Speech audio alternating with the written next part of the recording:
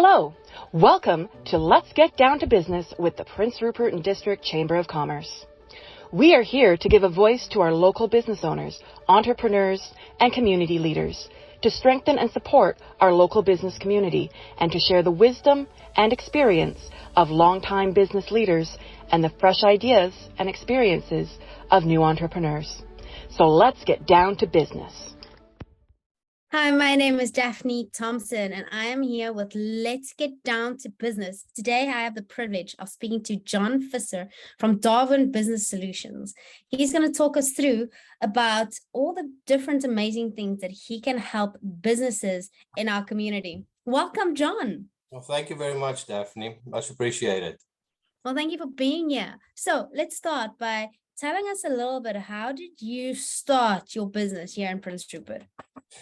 Well, as everybody can probably hear from, I've got a bit of a South African accent. So when we came to Prince Rupert, we basically came due to my wife's work. She's one of the doctors here in town. And by that time, I've already had a bookkeeping business going that I sold in the previous town that we lived. Coming into a new town, you know, the first thing you need to do is you need to start networking. People need to start knowing you. And what I saw was this was a huge opportunity as there's a lot of trades going on here. And so, you know, I went to college and I got a welding ticket. And I worked for about 7 years around town for different welding shops, and I got to know the layout and get to meet the people. And then when COVID hit and things started slowing down, I realized that I'm at a point now where I can reintroduce the bookkeeping business, that because finances is what my background is and it's what I love.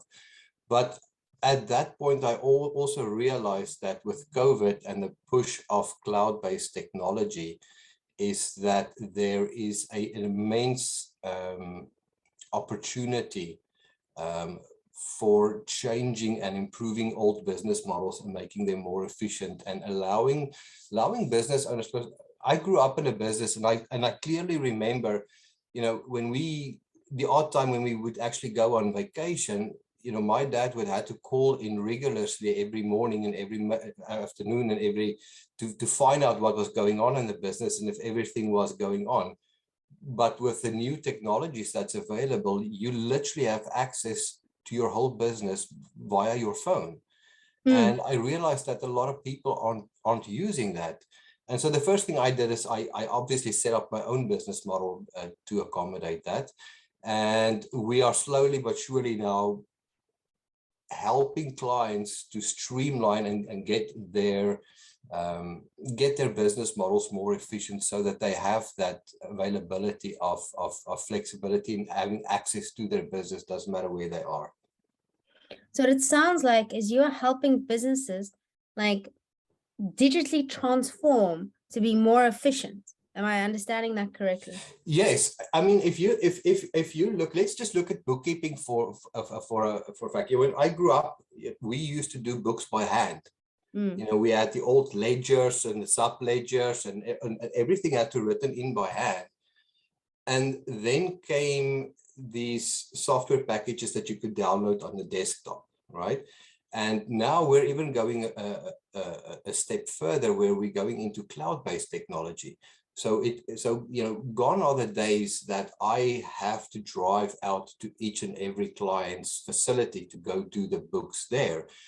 We can have access to everything right from our offices and have them completely up to date with all the transactions. It's really, really phenomenal.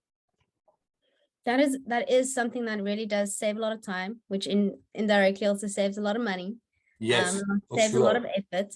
So what else could that business owner could have done in that time, where you don't have to do everything manually? It's more automated, or it's a lot more efficient. The thought processes of what you could have done in that time to enlarge or to grow your business is so much more available to to us right now, right? That being one, but from a small mom and pop business point of view, if you go and speak to the business owners, you'll find that, because if let's just look at the life cycle of how you start a business, right? When you start a business, it's just you.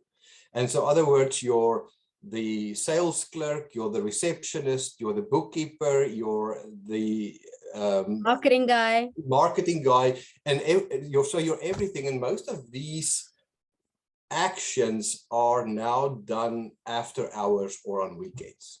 All right, because during the day, the business owner has got to keep his operations going, right? And so with a lot of these advancements now is we either cut down a lot of time that owner now has to spend in the evening working, and so that alleviates some time with him, so he can spend some time with his family. And as the business grows, this also allows incorporation and scaling options for any client, depending on the type of industry that they are in. So what else do you focus on? So I'm hearing that you're doing a bit of digital transformation. Yeah, so I started with the bookkeeping side of it, just because we always complain that it's raining too much here in Prince Rupert, but today that we've got this interview, it's steaming hot. So I started with the bookkeeping, and we're now busy rolling out the marketing agency. I've been extremely fortunate to get a local talent, to become part of our team that used to work for a marketing company in New York, with clients like North Face, Lufthansa under her belt. So she brings an immense amount of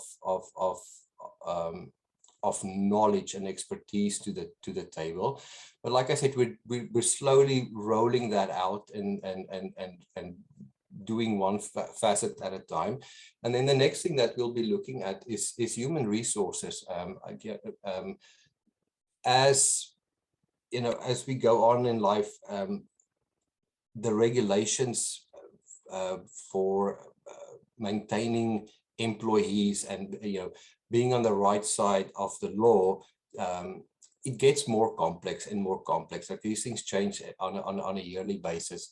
And so what our goal here is for the client to be able to just pick up the phone and say, listen, I want to do something, or I have a problem. What does the law state? And we will have a complete board of specialists that can answer him within a nick of a time, or her, sorry. So you're talking about like an outsourced model? Yes, some of it will be outsourced, because you need specialists to be up to date with these. So with these type of, especially when it comes to legal aspects, right?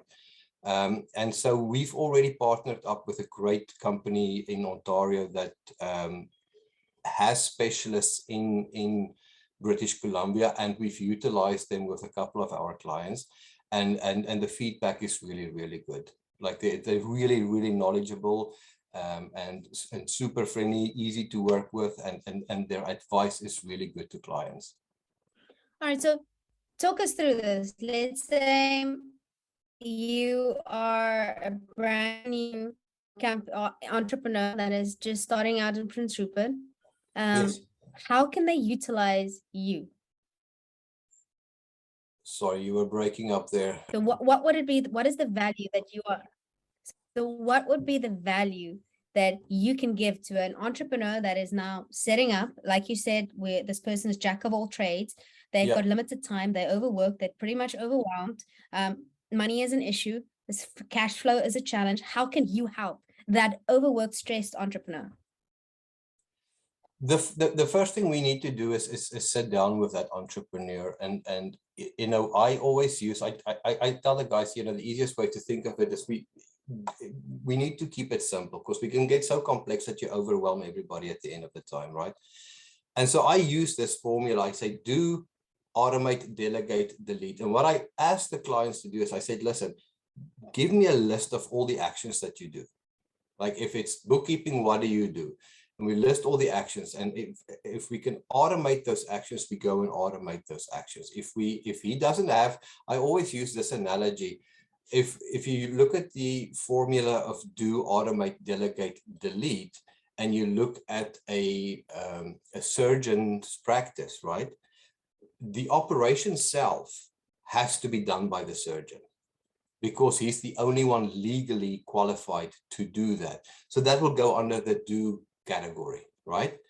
The capturing of the notes and recording them into the patient's files, that used to go to delegate, because the guys used to have somebody that can type in those notes.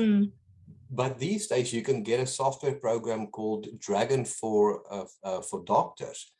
It knows all the medical terms, and so the doctors only dictate. They can sit and literally dictate, and it writes automatically inside the file, right? And it saves around 80% of the doctor's time. I think I read a study about a week ago that says when you use a program like Dragon, the average person types around 90 words in 10 minutes, but with Dragon, it comes down to 2.2 minutes. And that's where your time saving comes in. So in other words, that doctor now has 3.5 hours extra a day to see more patients, or to spend that time, to take time off, whatever he wants to do. That is awesome, because I agree with you on that.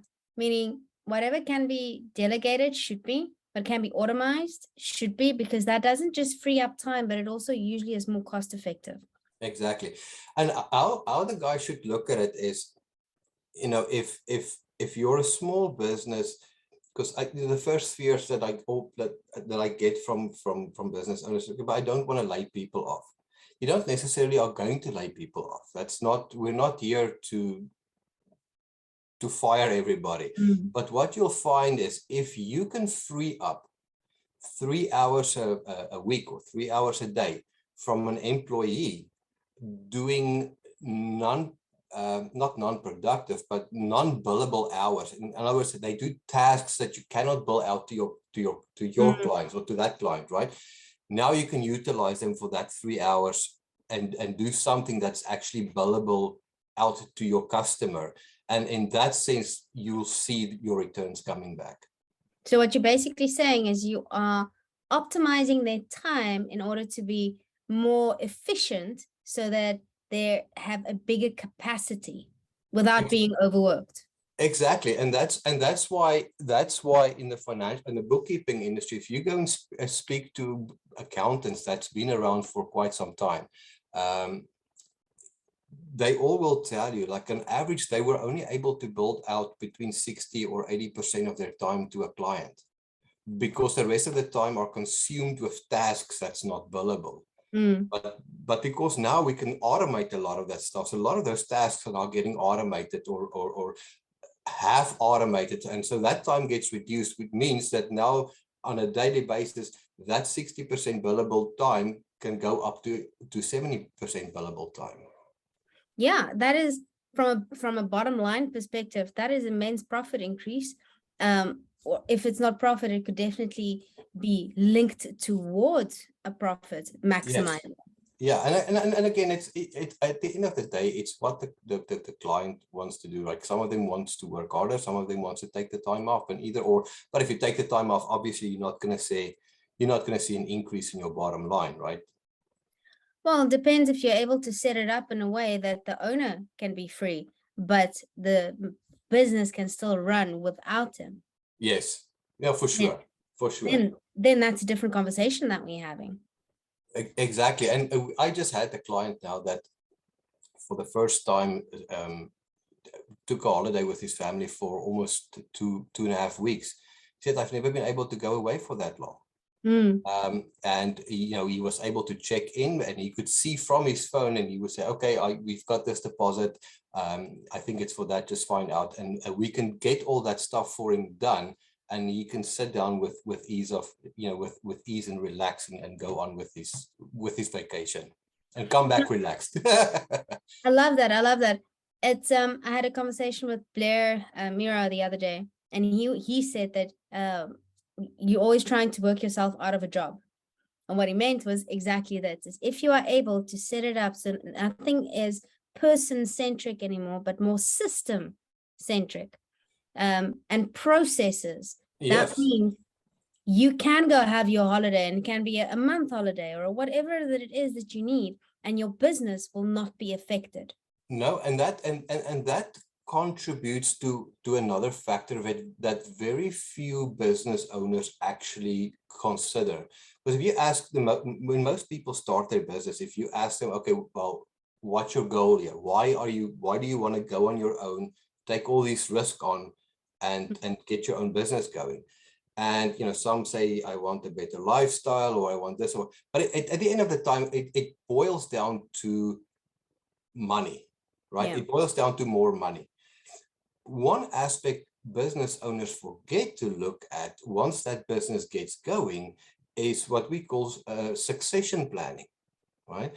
Because that business becomes a huge asset in your retirement planning. Yeah. Right? And if you want to maximize the value of your business needs to be a turnkey business. In other words, another person needs to come in and the operations is not disrupted. Exactly. Right? I won't say decentralized, but it's not person-centric. No. So I agree with you with all the larger companies that is keep on moving. You don't necessarily know who you're talking to, but the job is still done. Exactly. But how do we bring that into a smaller community like Prince Rupert? So that will completely depend on the type of industry this individual is in business in. Some industries, let's say a welding shop, right? It's going to be hard to bring all those processes online and automate. Yeah. It's just not going to happen. But there are a lot of stuff that can be done that way, right? And so you automate as much as you can, but then the rest, as long as you can keep up with, if we take welding shops, keep up with the newest welding technology and processes so that you can be able to do the job in the fastest way possible, then you're still optimizing your business in that sense.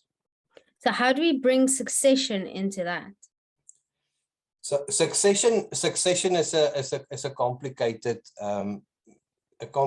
matter, because succession goes hand in hand with talking to specialists, tax planning specialists, and financial planners. We've partnered up with a financial planner also in Ontario, who's nominated as one of the top financial planners in Canada, but he specializes in businesses and in succession planning. And so, once our clients get to a certain stage in their business, we then say, all right, well, let's bring you in touch with Mike Kronovich is his name. And you guys then go further. And Mike sits with his own team of specialists. Like, I know he's got a tax lawyer there. He's got a retired CRA auditor on board on the triage team. And they'll sit and they'll literally look at everything and break it down and say, okay, well, this is the plan we think is going to be most advantageous for you and your family when you retire. Because some clients want to sell their business. Yeah. Other clients want to have their kids take over the business, right? And so there's a lot of things that's involved in that succession planning. But so the point I normally make is say, listen, I'm not going to sit and do the actual succession planning with you, but this is something you should keep in the back of your mind, and we should eventually start looking at that. Definitely. Yeah, it is just, there is so many businesses right now which is in a situation where there is no succession, where the owner is retired or want to scale down, and there's just no one to go on. So succession is extremely important. It is. And the problem is you get a lot of people are good at what they do, but they need to realize, when you go in business, if let's say I'm a plumber, right? I'm good at what I do. I know my job. Unfortunately, a business has got so many cogs in the wheel that needs to be synchronized. You cannot just be a plumber and turn a blind eye to everything else that needs to happen, right? Everything else still needs to be in synchronization for you as a plumbing business. Because as a plumber, you will always succeed, whether you work for somebody else or by yourself. But for your plumbing business to succeed, all those other cogs still needs to turn in synchronization. Yeah, they say that the job isn't done until the paperwork is done, right? Exactly. Yeah. So how do you find doing business in Prince Rupert? I've been fortunate to live in 3 different Canadian cities, and this is by far the most welcoming community that we've ever and I'm not saying that the other communities wasn't. I've made extremely good friends over the years across the country, but Prince Rupert is unique in that situation, is that we're still we're a small town because everybody knows each other. But on the industrial front, our expansions at the port and stuff provides immense opportunities for a lot of people. And I believe that in the future to come, there's going to be a lot of spin-off opportunities for business owners that wants to utilize those opportunities to take advantage of that. I agree. So what would you see the future of Prince Rupert looking like with all of these extra opportunities that they is coming to light right now? Well, I can just see that we're going to run out of space on the island.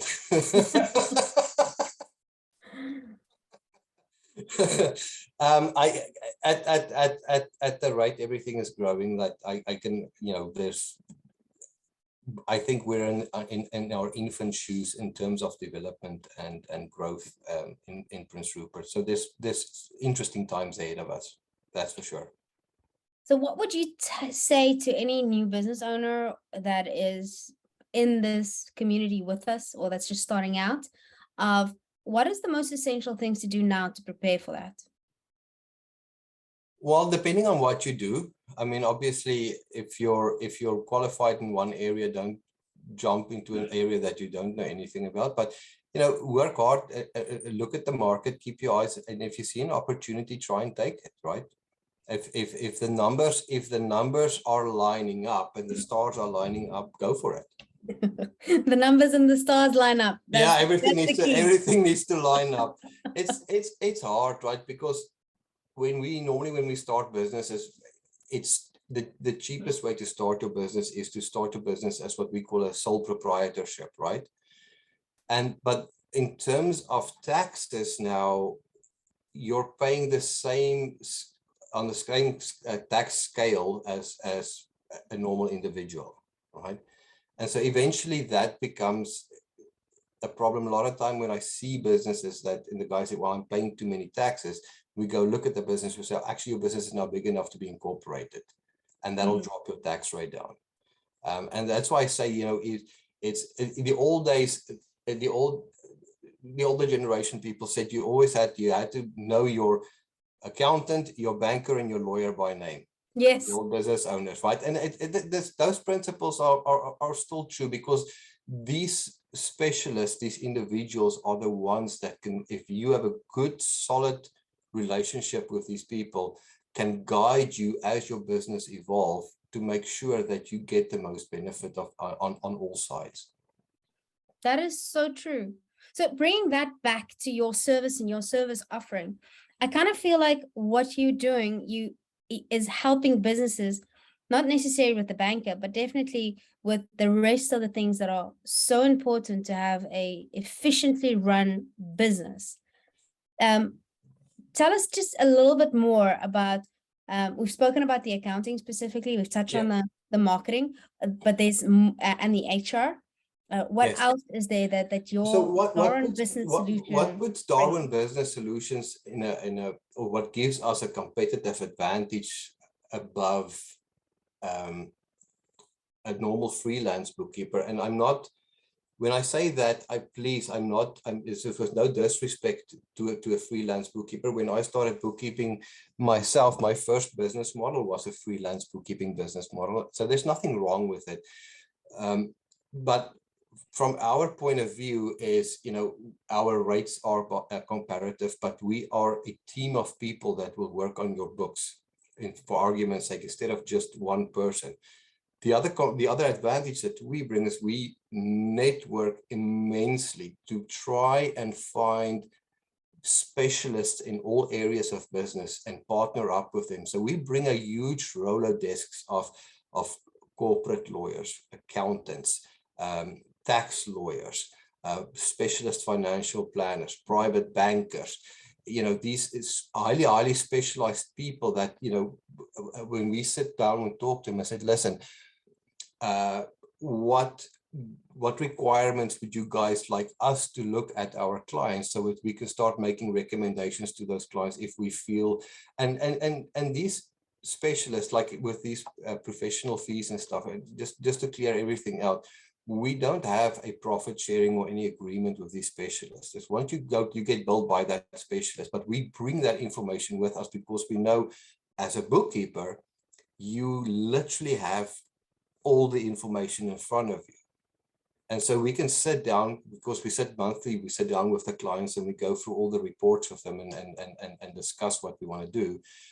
But when we see stuff and we see, okay, well, you know what, actually, we think you're going to benefit if you go this route. So speak to this guy, it's not going to cost you anything. And then if you guys come to a plan, let us know what you guys want us to do. How do you overcome the normal day-to-day business challenges, specifically here in Prince Rupert? Oh, you'll have to be a little bit more specific. Is it between kids? Is it between kids and business? There's lots of challenges I can come up with here. But let's focus on the business challenges. So we know that staffing is currently a big issue. Yes. With that comes housing, but that's not something that we really should touch on right now. That's a topic for a whole different conversation. But what other daily challenges do you face with your clients, and what they face? Then what is the solution, or how do you overcome those daily business challenges?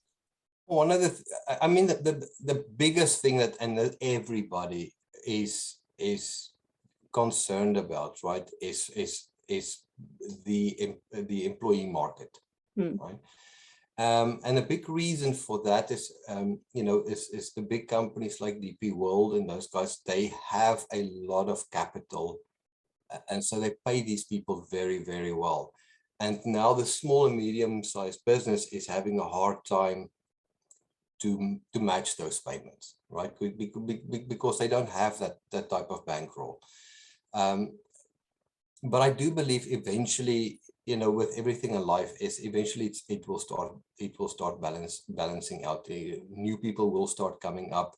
The tradespeople will start coming up, just for the plain reason that the labor market might be bigger down south, but it's more competitive, so the wages are lower.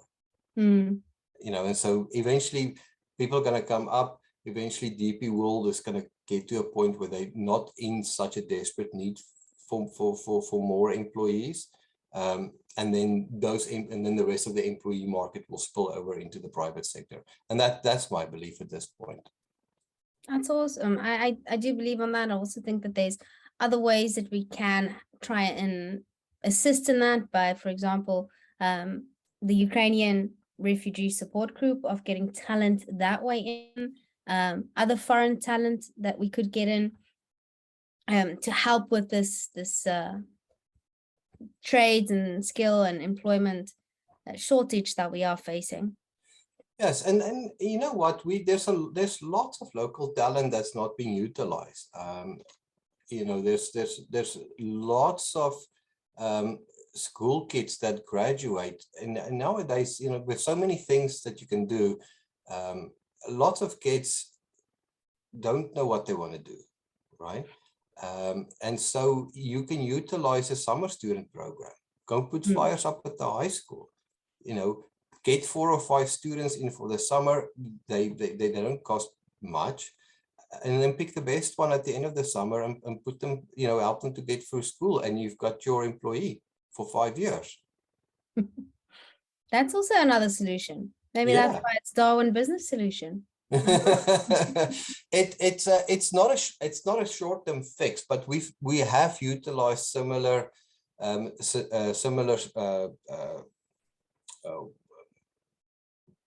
plans for other companies in Prince Rupert, and it took 3-4 years for it to finally get to a point where the first summer student is actually now a Red Seal carpenter or a tugboat captain or whatever the case might be, right? So it takes time. It's not a short-term fix, but and it's like with anything else in business, you got to be consistent. If you want to go that, if you want to go that route, do it every year, because a couple of things are going to happen. By year 3, the kids in school are going to start talking, right? They're going to start, okay, well, we worked with company ABC doing roofing, and it was fun. Good people to work with. They made it good for us. So we're waiting, and the kids will start calling, and they say, well, when is the summer program? Because we want to sign up. So it's all about consistency. The same, another thing for consistency is when we deal with the marketing for clients, right? A lot of clients think, well, I gotta write 5 blogs a week. No, you don't. You don't. What is important, if you decided on a number, stick to it. Yeah. Be consistent. The same with social media. Everything is like an old friend of mine used to say, it's a daily grind, but you got to do the grind.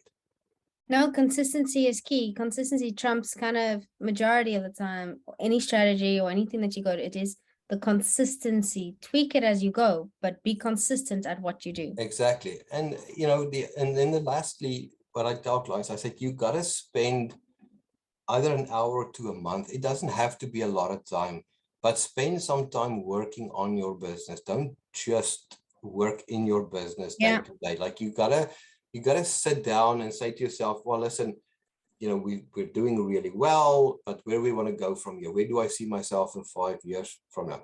Those strategic decisions, it's not implemented overnight, right? It's a long-term strategy, but it takes so much stress off you if you have a roadmap that you are now following. And yes, it's like anything. A 5 year is in the future. We don't know what's going to happen in the future, and so lots of things might change. And I always, a lot of clients will tell me, well, John, then what's the point? I said, well, the point is you're moving towards a point, and yes, you realize that somewhere along the line you will gonna have to make adjustments because things change, scenarios change, situations change.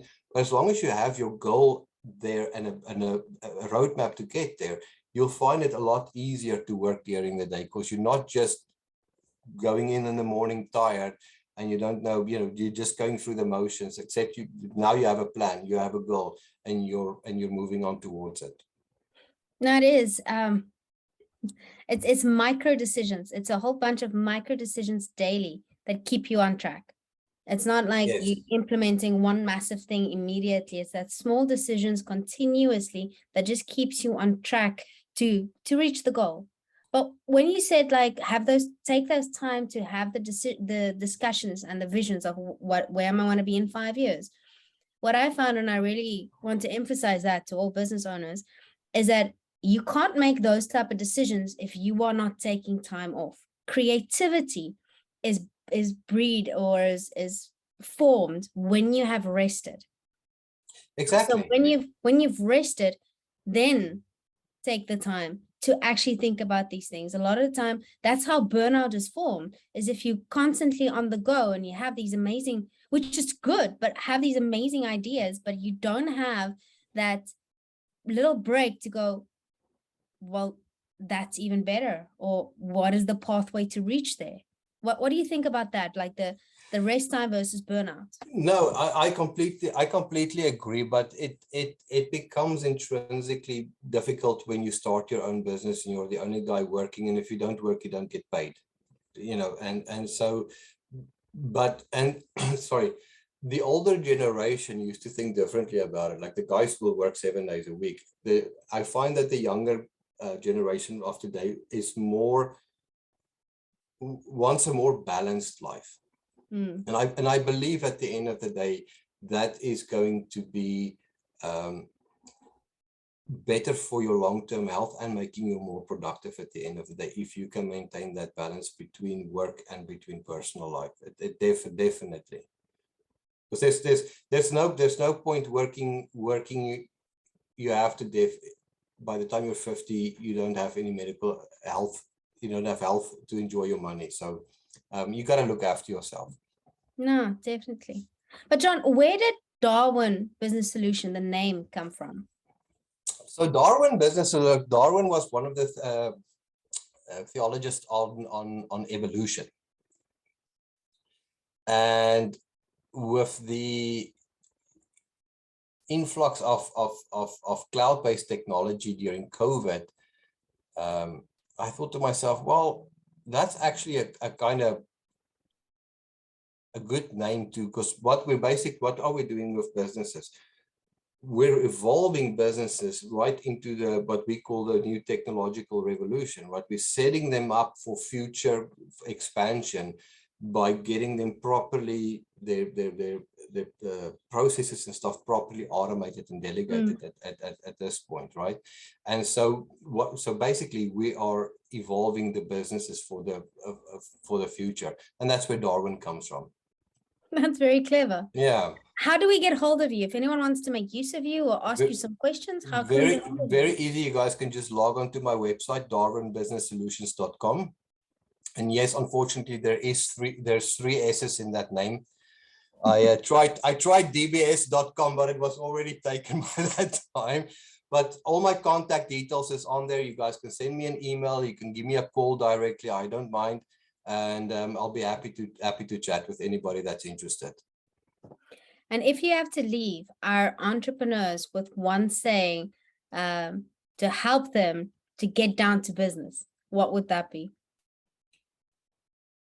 Start talking.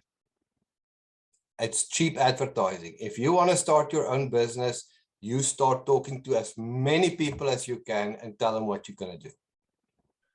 That's how I started. That's the best way to start. From there on, you can worry about the rest. So what you're saying is just network. Network. You talk to as many, because it's free. You walk downtown, you speak to somebody, and it's free, right? That being said, I have to emphasize that we as business owners make sure, especially if your business is small and as you grow, but by that time, if you do it now, you'll be in the habit. Your word has to be everything.